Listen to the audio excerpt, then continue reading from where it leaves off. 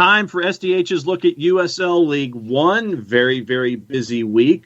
A lot of travel, a lot of comebacks and results. We'll get into that and get into the week that was. We'll get into the weekend that will be as well. We've got Team of the Week to talk about and all the action going on with USL League One. But our interview spotlight this week kind of focuses on the game of the week from last weekend. It's the Greenville Triumph in Union Omaha, and it was pegged as the rematch of the championship game that didn't happen. And it was a chance for Union Omaha to go to Legacy early and take on Greenville Triumph in a little bit of unfinished business. And at the end of it all, it was a 1-1 draw. Greenville got the first goal on the board. Union Omaha ends up with the equalizer. Both teams share the points. They're 3-0-1 at the end of the weekend. And so our player spotlight this week comes from Greenville Triumph, the guy with the hot hand, or really the hot boot these days. Marius Lomis. We caught up with him yesterday to get his vibe on the match and how things are for him in his first season in Greenville. Here's the interview.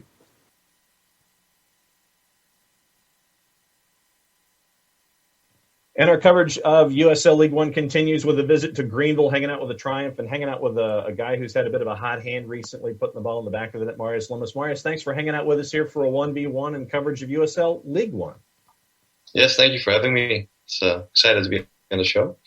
All right, so let's get back into what happened last weekend. It was a game on national television, Omaha coming to town. A lot of folks were sitting there saying that, this is unfinished business. It's the rematch of the championship game that never happened because of COVID-19 concerns last year. What was it like practice leading up to the match? What was match week like for you guys there in Greenville? To be honest, it wasn't that much of a focus in sense of we're doing something different. It was just one game, another week, fourth playing round, obviously against a good opponent, but of course it played in the back of our minds, but we just wanted to approach it as a regular game, 3 points to get in a home crowd, of course nationally broadcasted, but we just wanted to view it as another game of the week. To be honest, yeah. All right, so then let's take it 45 at a time and look at the first 45 minutes. What were your observations of that first 45 there at home and then heading into half? What did you think of the first 45 that you guys put out there? Well, I think first 45 from our perspective, it was, I think in the beginning was a little bit sloppy, to be honest, but then we got a little better grip of the ball. We moved it around better. Our shape was good. We got the goal in the 35th minute. I think that helped us a little bit to settle down. But then the second half, I would say we gave it away. We were too slow moving the ball from out the back. There was not a lot of movement from everybody. I think we got a little, too much. We relied too much on the 1-0 ahead, and that caught us off guard, I think. And then we were sitting back too much, and we conceded the 1-1. After the 1-1, we tried to play a little more. We got some more energy. We got some good chances, but I think we were a bit disappointed that we got to draw. I think we wanted the 3 points badly, and yeah. So how good a team is Omaha? I know a lot of folks here in the eastern part of the U.S. aren't necessarily getting a chance to see Union Omaha unless we're digging for it on ESPN Plus and watching them and having dedicated time to watch. How good a team is Union Omaha? There's talent in for sure. I think the substitution they made, the number 10, Firmino, they made a big impact. In the second half, they were playing a little bit better, but again, it was also on us dropping in too much.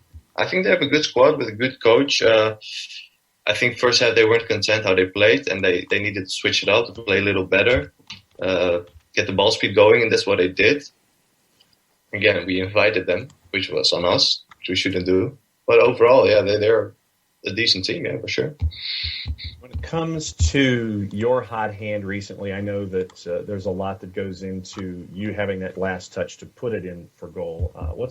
When was the last time that you were on a bit of a streak like this where you were getting a lot of goals on the board? Can you remember? Yeah, no, it's interesting that you say that. So I started off my professional career at North Carolina FC, and my first year was my rookie year, so to say. It was 2018, and I wasn't necessarily a starter, so I was coming off the bench, but I started some games as well, and I scored a decent amount of goals, also in the USL Open Cup. And then the second year with Dave Sherrican, it was a really good year. I started off really good. I scored, I think, 6 goals in the first 7 games. So there was, and I had like 4 games in a row that I scored.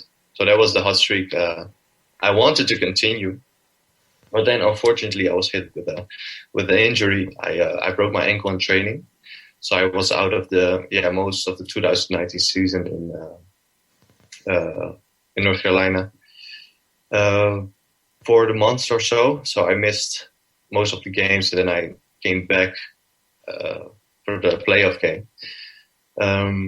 So I know how it feels if you're in the flow as a striker, scoring game in, game out. And that's something you need to continue doing. You cannot get nonchalant with it. Okay, I scored. You need to be hungry every time for more, because the goal I scored wasn't enough for 3 points. So you need to have that mindset of every time stepping it up. Okay, 1 is not enough. Can you get the second? And so on and so on. So yeah, I'm now in that streak. I'm now in that flow with Greenville, and we're winning. We're in the top of the table, and I would like to continue that. What's it like for you integrating into this Greenville side? Because last year it was 2 different places. Now you're in a Greenville side that has won a championship. How much of a challenge has it been for you to integrate into what John Harkes is looking for offensively and defensively? Yeah, first I would say the impression I got from the team was really good.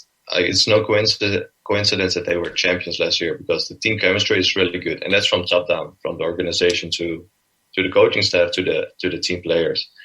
And I felt welcome from the start.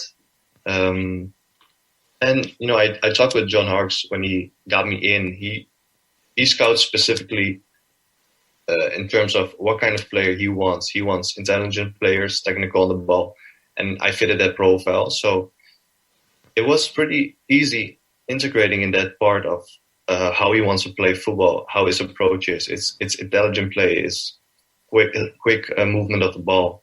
So he gave me confidence in that sense, and that made it easier to integrate in the team. What's it like to learn from a guy like Harksey? Because I know that a lot of folks here in the U.S. know him as a player and getting to know him as a coach, now as a successful coach. What's it like to learn from a guy like Harksey? No, it's very valuable as a young player. I'm not that young, but still I'm trying to improve every time. That's the most important thing, obviously. And if you have a name like John Harkes, who played overseas in Premier League, that when I made the decision to come to Greenville, that helped a lot. In the conversation I have, he's a very genuine guy. He's very passionate about football, about soccer, and that helped making my decision to come over. And then he's very adamant of improving of the simple things in football. Football is simple, as the great Johan Cruyff said, but it's hard to play simple football.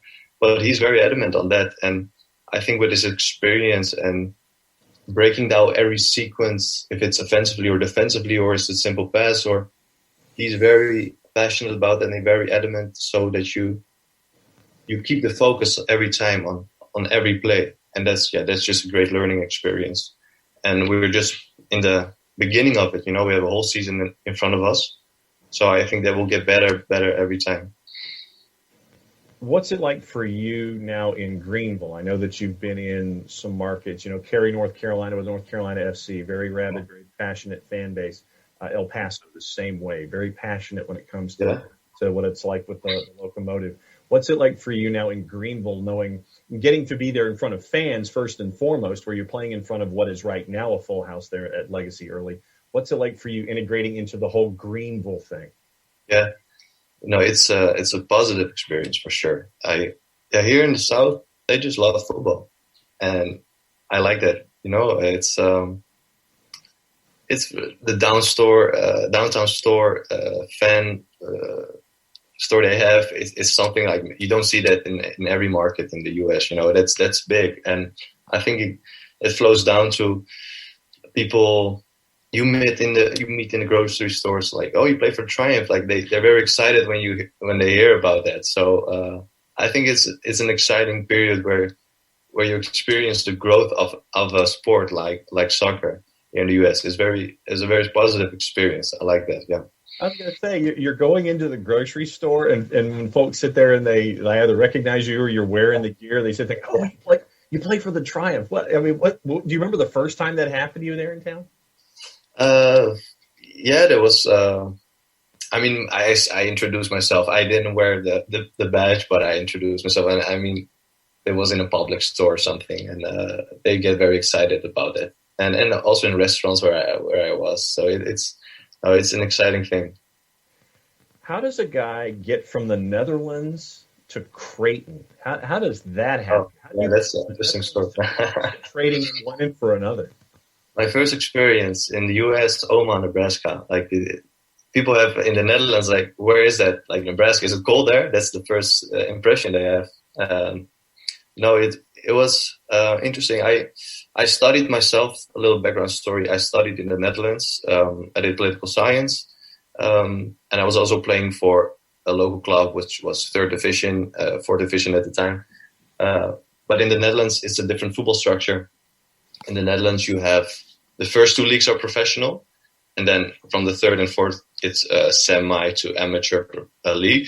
But the leagues are really good because you have retired professionals stepping down and working a job next to it or study. And in my case, I was studying.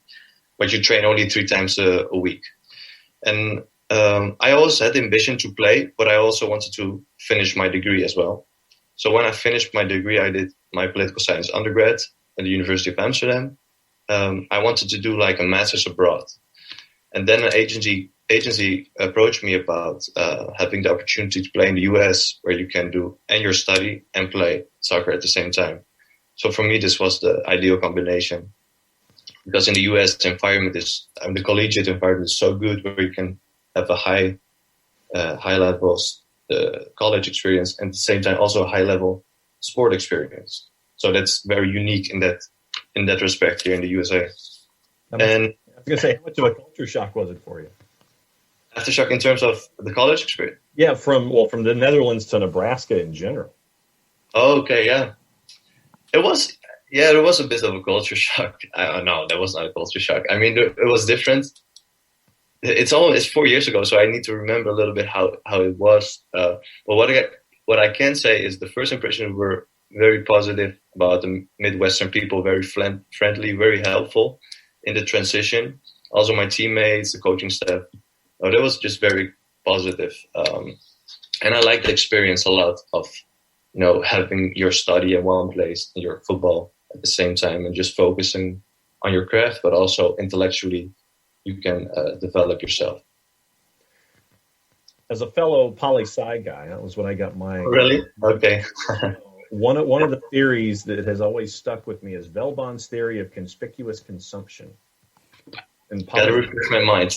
Which one is it? Velbon's theory of conspicuous consumption. I learned this in Politics of the Masses.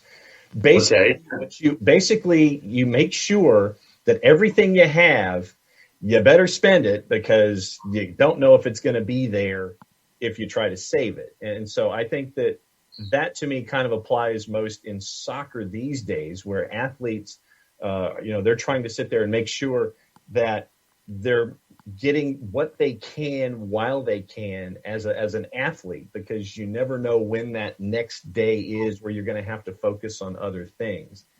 When it comes to I guess if you were to equate political science and football, how would you do it?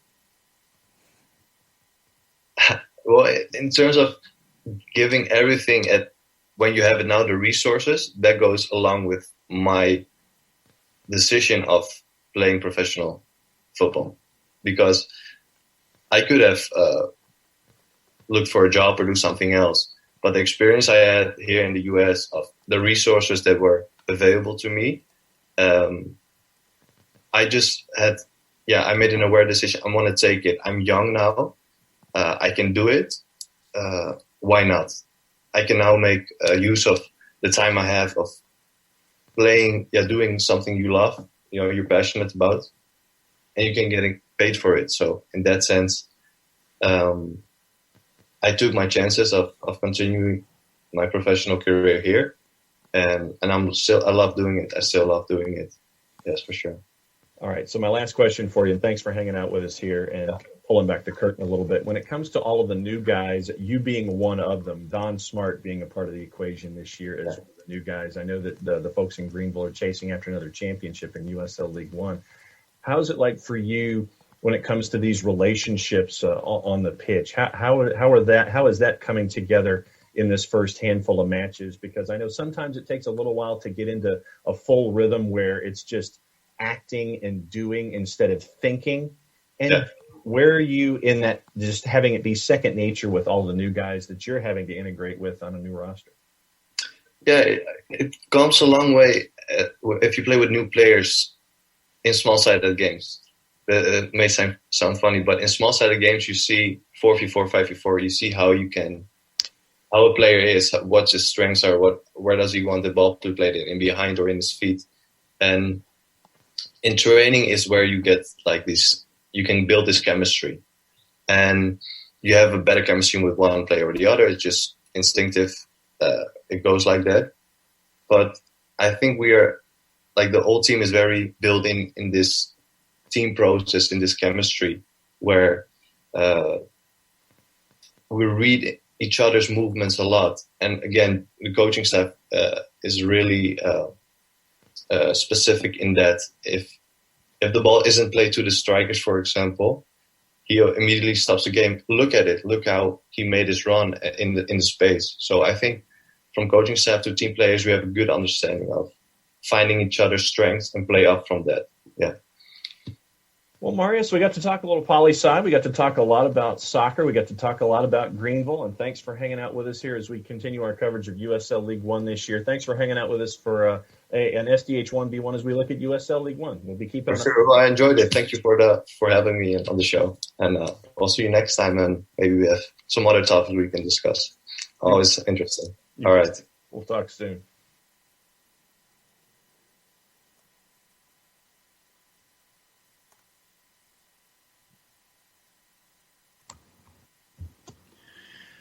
Thanks to Marius Lomis for hanging out with us here and catching us up on everything going on with the Greenville Triumph at the top of the ladder with how things have been with them. Great match at Legacy early with a lot of fans there in the stands, and once again, a great aspect of it. And anytime that you can drop any poli-sci theory with a fellow poli-sci major, Jason, that's an added bonus. I didn't expect to go down that road either myself, but it was just something that popped into my head talking to a fellow poli-sci major. Yeah, I didn't see that one coming. Lomis had the opening goal for Greenville. Omaha equalized in the 59th minute. Nicholas Firmino finished 1-1. Very even game. Greenville had a little bit more of the ball, 12-11 on the shots. Two top teams, they're at the top of the table. No real surprise. They're both on 10 points this season through 4 games. Fort Lauderdale has played 6 times. They're on 9 points. Richmond and North Texas have also played 4 games. They are each on 6 points. Chattanooga Red Wolves, a couple games in the books. They are on 4, along with Forward Madison, along with New England Revolution, 2, who have played 4 times. Tormenta, really slow start to the season. They are 1-4 on the year. 3 points through 5 games. Tucson looking for their first win this season. They do have a point via the draw. Toronto FC2 will get into action this weekend. We'll talk about the schedule here in a second.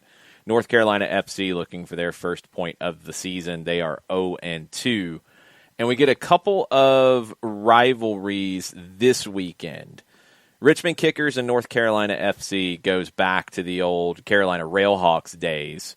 And they will renew their acquaintances at City Stadium on Saturday at 6:30.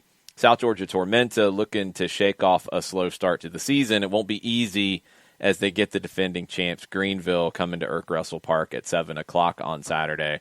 Those are the 2 games that highlight the schedule for me. Yeah, and you're looking at Chattanooga at CHI Memorial, Fort Lauderdale, and that front-loaded aspect of the Fort Lauderdale schedule. But, this past weekend, putting 5 at home on FC Tucson, obviously, when you're traveling from Tucson to Miami, going from one end of the country to the other, that's just part of the deal sometimes. And Fort Lauderdale had a massive offensive work at Drive Pink. And then Toronto FC 2, they're playing their first section of matches out in Arizona at Casa Grande. And they get to host North Texas SC, and it'll be interesting to see how the young Reds look coming out of the blocks, too. So that'll be your late game on Saturday. But 4 interesting matchups in and around the table for different reasons. It's going to be interesting to see how all this plays out there on Saturday. Yeah, last weekend, Madison had a late winner to beat North Carolina 1-0. We've talked about Greenville and Omaha. Marco Micheletto scored a goal of the week candidate for Tormenta, but they gave up 2 in 12 minutes to lose 2-1 to North Texas. Fort Lauderdale blitzed Tucson, as you said. And Revs, too, they had a 2-0 lead on Chattanooga. The Red Wolves came back and got a 2-2 draw. Angel España came off the bench to score both of those. And we take a look at the team of the week. Fort Lauderdale winning so big, not a shock that George Acosta, who was injured last season for Inter Miami, he's getting healthy. He was somebody that they had high hopes for, and he is showing it so far with Fort Lauderdale. Looking at the rest of the team of the week, Nuhu for Union Omaha, no real surprise that he's there for your keeper, your back line. It's 3 defenders: Toyama from Forward Madison, Villadare from Union Omaha, Jonathan Ricketts from the Red Wolves, Acosta, Firmino with the goal that he scored for Union Omaha, España, and Scarce as well for your midfield, and 3 up top: Benton Evans from Fort Lauderdale, Derek Gebhardt from Madison, and Viniegra from North Texas. That is your team of the week for last week. Gebhardt had that game-winning goal in the 90th for Forward Madison, a player that we've seen around the league and at this level for a while now. Good to see Gebhardt really given the fans with the return back to Bree Stevens for Forward Madison, something to take home with them. That's a big goal for them after a point on the road in that game out in Tucson. Forward Madison so far has not lost in their first 2. Looks like it'll be a better year for the Flamingos. Yep, and just so you know, the 3 that are up for goal of the week, we've talked about it. You can go to USL League One, USLLeagueOne.com, and vote for goal of the week. It is the Marco Micheletto goal for Tormenta against North Texas. It is the Firmino equalizer in Omaha and Greenville, and it is the Gebhardt winner at lateness for Forward Madison. It's USLLeagueOne.com to vote for goal of the week. Okay, and before we wrap up the League One weekly check-in on SDH, North Carolina FC has some additional investment, eh? Yeah, new owners, and one of them for me was interesting as a part of this. You have local business execs Ashley and Michael Busey, sports marketing exec Sarah Toussaint, orthopedic surgeon R. James Toussaint, and leading Raleigh-based diversified communications company. This is how it was phrased in the release: Capital Broadcasting Company. And so Capital Broadcasting Company has been the folks who have been broadcasting the games on their Point 2 channels. And so to have a local broadcast company as an investor in the local soccer club, that's going to be interesting going forward, because we know what the relationship is with USL League One, ESPN Plus, and we've seen it with teams in Greenville having things airing locally.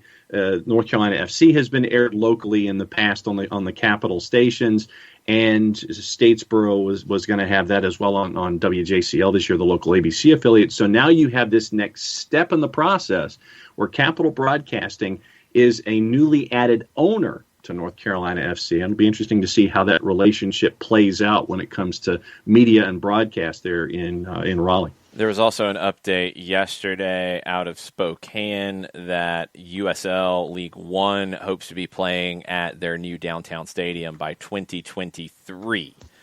Justin Papadakis, the COO of USL, said that the first step was to discuss design at the new stadium, make sure it's going to be good for a soccer team to play there. It's expected to be completed in 2022. Next step is to find owners to take the team on. Papadakis said We will be in market this upcoming week to finalize the ownership group that will take the team to where we think Spokane can be one of the top teams in the United States. Spokane will be in League One, and they could also, play friendlies with teams like the Portland Timbers, like the Seattle Sounders. Spokane's a really interesting market, and this is, as we've talked about League One and the growth, these are the kinds of markets that are essential for the league to continue to grow and get more regionalized as it goes. And one of the helpful things here when it comes to the cost and defraying the cost of the stadium is that it would be a place for the local soccer teams for the high schools and for Spokane schools. They would be a part of the usage there as well. And so you get that opportunity to embrace the sport on a bunch of different levels. You would have the USL League One franchise. You'd have Spokane schools playing there as well. And so it would be that multi-use facility. And I think that if I remember correctly, it would end up saving somewhere in the neighborhood of $10 million when it comes to getting things built and paid for down the long run. So it was definitely something that the city of Spokane was looking into to be that focal point for the sport there in the city that could help out on a bunch of different levels. All right, that'll do it for USL League One. 4 games on the weekend. We'll be back next week to break down everything across the league on and off the field. Thanks for listening. There could be only one!